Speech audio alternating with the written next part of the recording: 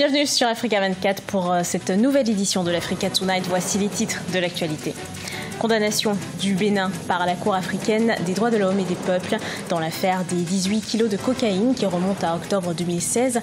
La juridiction a rendu un arrêt en faveur de Sébastien Ajavon ce 31 mars 2019. Au Niger, le PNDS a choisi son candidat à la présidentielle 2021 en la personne de Mohamed Bazoum, le ministre nigérien de l'Intérieur. Il a été officiellement investi par le 7e congrès extraordinaire du parti tenu ce 31 mars à Niamey. Et puis au Cameroun, les prix à la consommation des ménages ont bondi. Le ministre du Commerce a effectué une visite d'inspection dans les marchés de la ville de Yaoundé afin de recadrer les commerçants dont les prix ne sont pas conformes aux prix homologués. Mais tout d'abord au Sénégal, investiture du chef de l'État Macky Sall ce 2 avril au centre des expositions de Diamniadio. Une vingtaine de chefs d'État, 3 premiers ministres et 53 délégations vont prendre part à la prestation de serment. L'invité d'honneur de la cérémonie est le président de la CEDEAO, Mouhamadou Bouhari. Le chef de l'État sénégalais élu pour un second mandat a prévu une manifestation populaire qui se tiendra à Dakar aux alentours du Palais de la République. Il procédera ensuite à la revue des troupes de la garde présidentielle sur l'esplanade du Palais de la République. Une investiture que Africa 24 vous fera vivre en direct de Dakar au Sénégal ce 2 avril à partir de 11h GMT. Le Bénin, condamné dans l'affaire des 18 kilos de cocaïne qui remonte à octobre 2016. La Cour africaine des droits de l'homme et des peuples a rendu vendredi 29 mars 2019 son arrêt dans le cadre de l'affaire opposant l'homme d'affaires et politique Sébastien Ajavon à l'État béninois. Précision dans ce reportage de notre correspondant Leftionou. Le Bénin est enjoint par la Cour africaine des droits de l'homme et des peuples d'annuler la condamnation de l'homme d'affaires et politique Sébastien Ajavon. Et ceci de manière à en effacer tous les effets. Sébastien Ajavon avait été condamné le 18 octobre 2018 à 20 ans de prison par la Cour de répression des infractions économiques et du terrorisme dans l'affaire dite de 18 kg de cocaïne. Saisie, la Cour africaine des droits de l'homme a estimé que 11 des droits fondamentaux du mis en cause ont été violés par l'État béninois. La Cour a décidé que l'État béninois prenne toutes les dispositions pour annuler avec toutes ces conséquences antérieures comme conséquences à venir, l'arrêt du 18 octobre 2018 de la CRIEX. La Cour africaine entend statuer ultérieurement sur les demandes en réparation. Aussi a-t-elle déclaré contraire aux conventions ratifiées par le pays, la loi portant création de la CRIEX. La Cour a reconnu que la loi qui a créé la CRIEX, son article 12, ce n'est pas ce que la Cour constitutionnelle a dit, parce que la Cour constitutionnelle parle seulement d'un alinéa. L'article 12 viole le principe de l'égalité des citoyens devant la loi. La Cour a déclaré que l'article 20 de la loi également viole le principe de double degré de juridiction. Le Bénin doit produire un rapport à la Cour dans un délai de 6 mois sur l'exécution de la présente décision. Dans une première décision en date du 7 décembre 2018, la Cour africaine des droits de l'homme avait demandé au Bénin de suspendre l'exécution de la condamnation de l'homme d'affaires. Le pays n'avait pas obtempéré et l'avait notifié à la Cour. Le Parti nigérien pour la démocratie et le socialisme a choisi son candidat pour la présidentielle de 2021. Il s'agit de Mohamed Bazoum, ministre nigérien de l'Intérieur. La cérémonie d'investiture s'est déroulée ce 31 mars au Palais des Sports devant des milliers de militants des partis de la coalition au pouvoir. Reportage de notre correspondant Sadou Alizé Mouktar. Bazoum Mohamed, officiellement candidat du Parti nigérien pour la démocratie et le socialisme PNDS-Taraya pour la présidentielle de 2021 au Niger. Il a été investi à l'issue du 7e congrès extraordinaire du parti, tenu ce 31 mars à Niamey. Fédération, coordination, section de l'extérieur, organisation de jeunes et de femmes du PNDS ont tous soutenu la décision du comité exécutif du parti désignant Bazoum Mohamed pour la présidentielle de 2021. C'est donc, chers camarades, chers amis, avec beaucoup d'humilité que j'accepte votre décision qui me touche au plus profond de mon cœur. En ce moment crucial pour moi, ma pensée va avant tout au président Issoufou Mahamadou.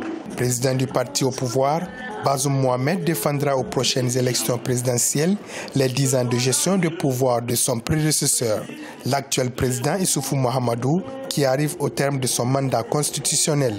Vous m'avez choisi parce que vous pensez que je peux gagner le combat électoral, mais aussi parce que je posséderai les vertus d'un homme digne de diriger tout un pays. C'est pour moi une très grande responsabilité. À 59 ans, l'actuel ministre de l'Intérieur, Mohamed Bazoum, est le deuxième candidat officiellement investi pour la présidentielle de 2021. Après Seyni Oumaro du Mouvement national pour la Société de développement MNSD Nassara de l'ancien président Tanja Mamadou.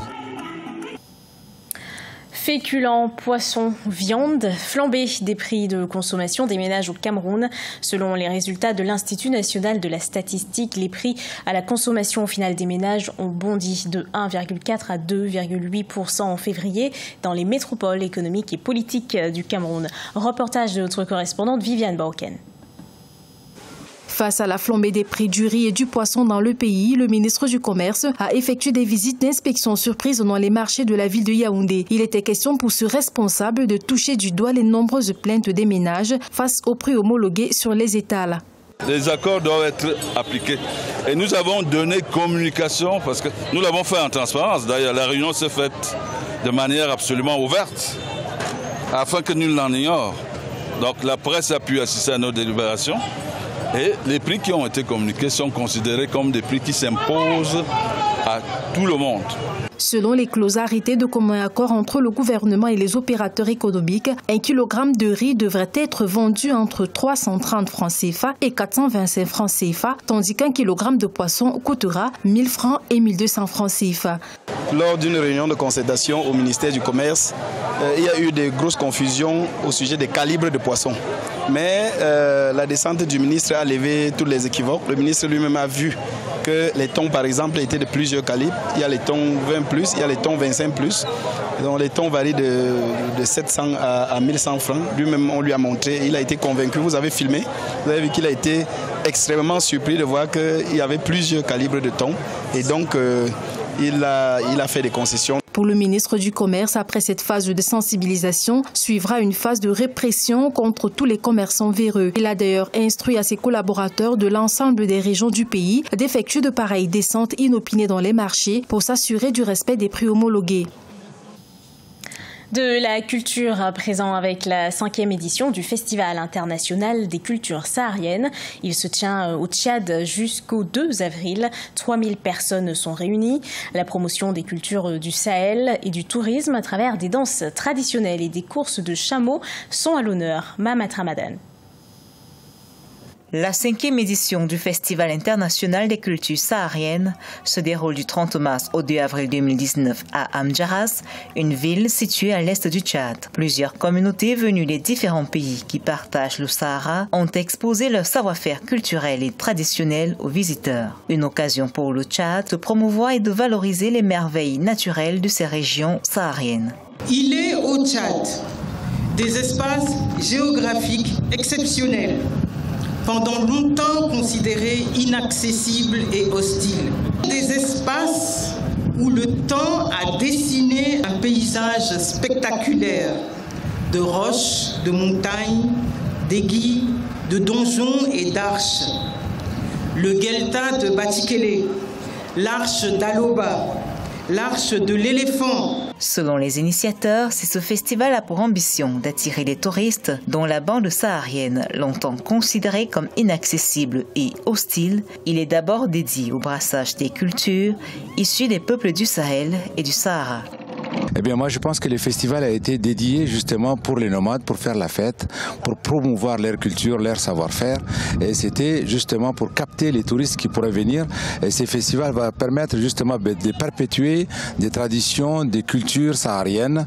Elle n'était pas faite pour justement les touristes. Elle est faite pour d'abord les Sahariens eux-mêmes, pour conserver leur patrimoine saharien, leur patrimoine immatériel et matériel dans les régions sahariennes. Environ 3000 visiteurs sont attendus cette année dans les villages touristiques du festival. Pour rappel, le Maroc, l'Algérie, la Tunisie et le Niger participent à cette 5e édition du Festival international des cultures sahariennes. Ce journal a été préparé par l'ensemble de la rédaction. Merci à vous de l'avoir suivi. Retrouvez dans un instant une nouvelle édition d'actualité sur Africa 24.